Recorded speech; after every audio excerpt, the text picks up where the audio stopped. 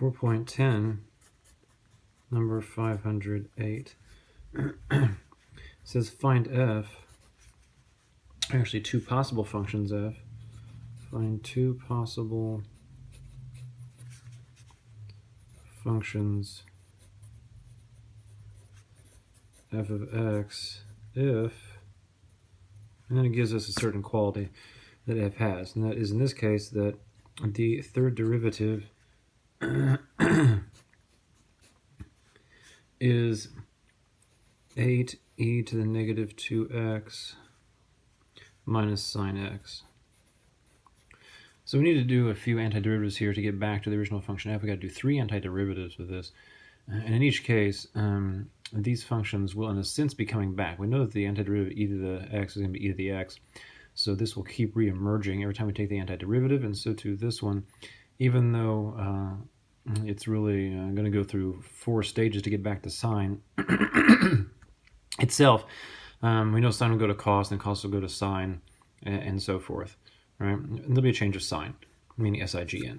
But anyway, these will come back. But we'll be introducing an extra arbitrary constant each time we take the antiderivative. So if that's f triple prime, then f double prime should be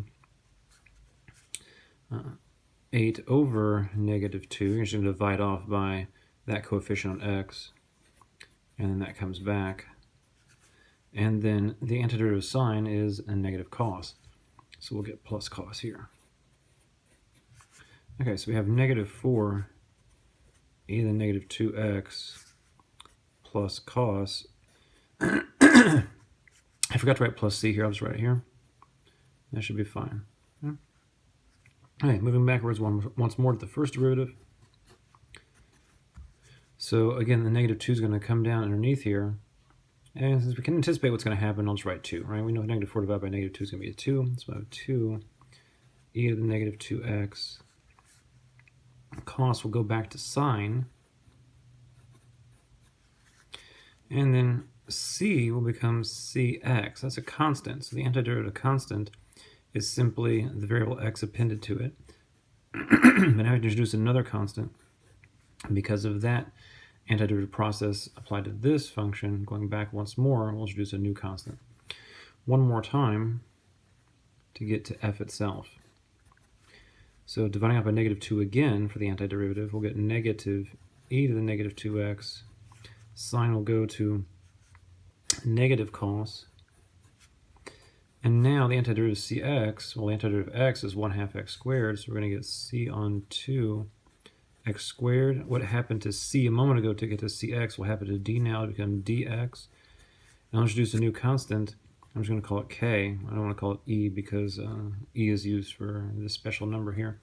So just pick something else, another letter, a or something. So there is our function. But we don't have the specifics of what c, d, and k are. We don't know, right? This is really like a family of functions. So if I want 2 possible functions f, I just pick numbers c, d, and k. It doesn't matter what I pick, right? So for instance, I'm going to pick simplest thing possible. I'm going to pick c equals d equals k equals 0. I mean, all this stuff just falls away.